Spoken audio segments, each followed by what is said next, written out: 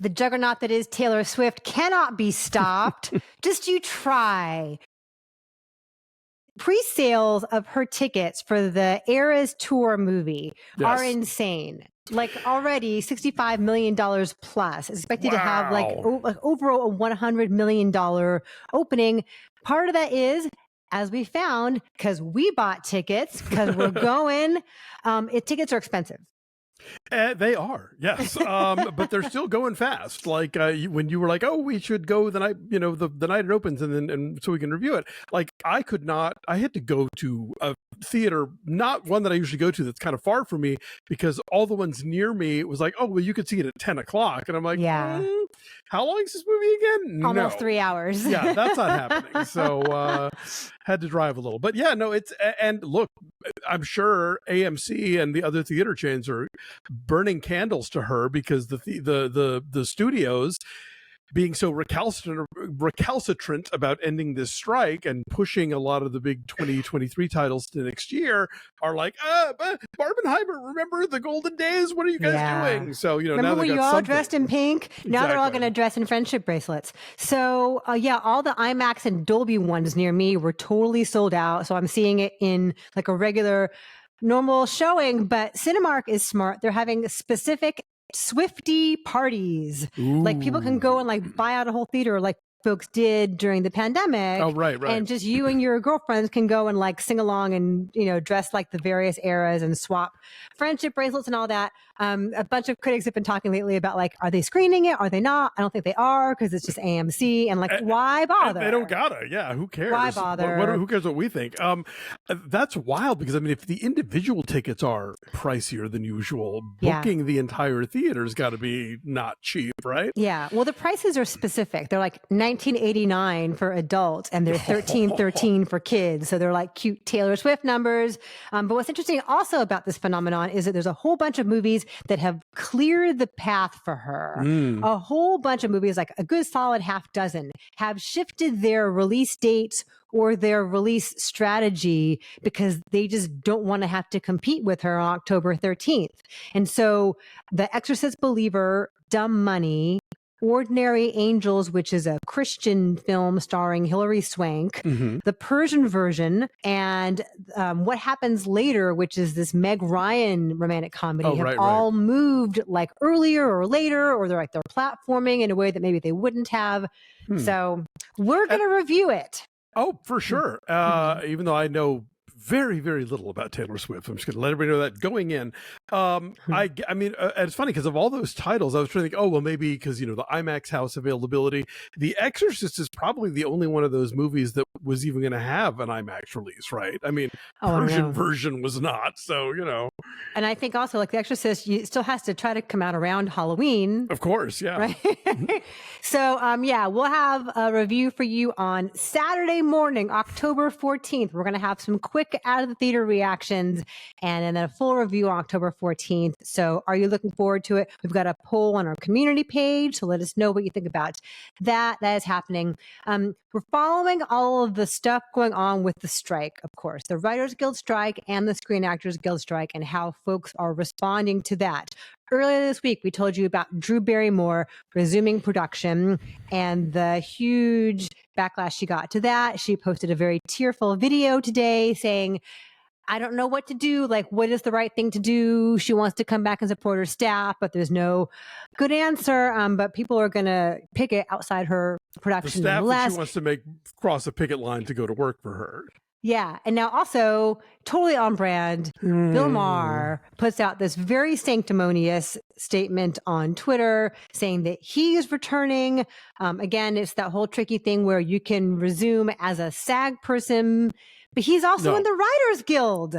Yeah, and he's a piece of shit. So, I mean, that's really the bottom line here. I don't think anybody was shocked that he decided this was the road he was going to take, that his show was so very important that it needed to scab it up and happen now. So, yeah, I mean, with Drew, it's disappointing. With Bill Maher, as you said, it's like predictable.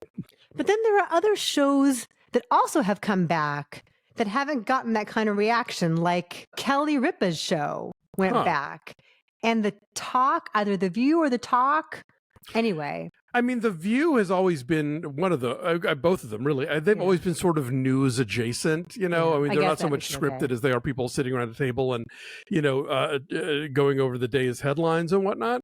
Yeah, I know Kelly's back. I think somebody had said that the Jennifer Hudson show maybe was back. Yeah, I don't know. But they're not getting the brunt of it like Drew Barrymore is. Like Drew Barrymore was Yes. canceled as the host of the National Book Awards. Right. Well, I think, it did not help Drew Barrymore's case that she put out that statement in which she tried to imply that she didn't need writers, and then immediately a writer went through and edited all the stuff that she got wrong in that statement. Yeah, I don't know what the selective outrage is. Unless you are like an actual news show that is not reliant upon writers, that you're basically just like having spontaneous conversation. Yeah, I don't think you should be up right now. And I think the late night hosts certainly aren't, and they're coming up with other stuff to do. They're that podcast. I think I just read that like Colbert, Kimmel, and Fallon are doing like a Vegas show or something. Yeah, and it's like a fundraiser for their staff. Yeah. So it's like there are other ways, Drew Barrymore, for you to support your staff, like just, I don't know, paying them anyway. Yeah. And not having to murk into these waters. But, you've made the choice and you own it. So yes. Also in union news, the Marvel visual effects artists have voted unanimously to unionize and join up with IATSE. Booyah, long overdue, good for them. They work really hard. Yes, I mean, effects houses in general are like crazily overworked by their corporate masters. And yeah, Marvel, I mean, I don't know if it's just because Marvel makes headlines or what, but yes, it definitely, they've been getting the brunt of it, and I'm thrilled that they're unionizing, and I hope that this becomes part of an industry standard. We have some awards news for you. Barbie will campaign in the original screenplay category, not adapted. There have been some question about that because it is, based on an IP, based on previously done stuff, but it is such an original version of that. Yeah. So whether the Academy Writers Branch also views it that way is another thing, but Warner Brothers is putting it forward as original. Also, Ryan Gosling will campaign in supporting actor. Yeah, he's just Ken, which is on brand, right? Exactly. Can't get a break anywhere.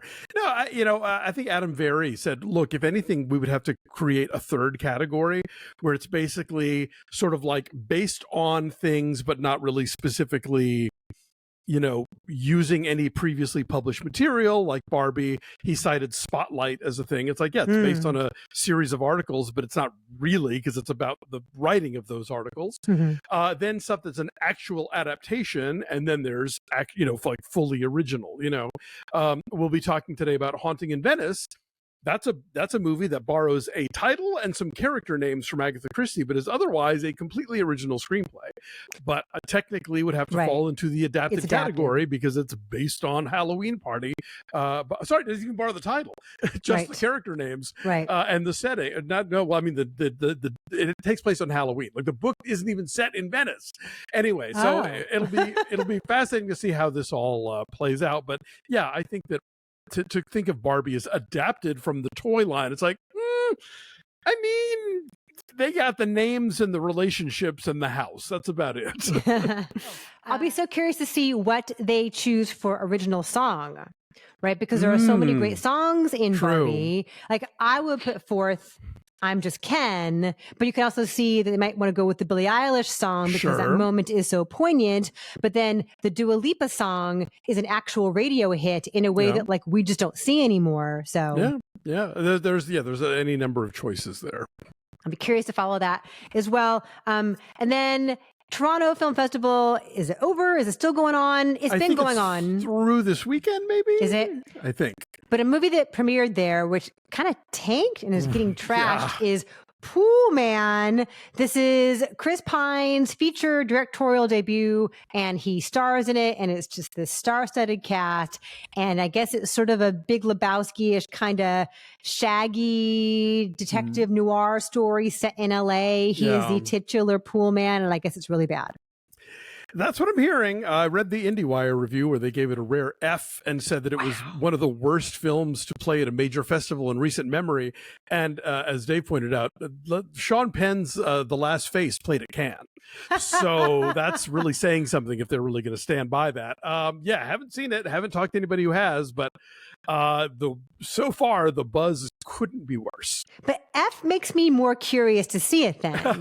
Like now I gotta see it. Like what is so bad? Yeah, I don't know. Like an F cinema score for sure. An F review, it's like, but yeah, it could well be like a sort of legendary dud. But it also sort of sounds like a writ large version of the bad directorial debut of an actor. We've seen our share of them where it's like they get all of their friends to be in it, and so there's like this amazing cast, and then it just is this indulgent nonsense that goes nowhere, and like it's got nothing to say.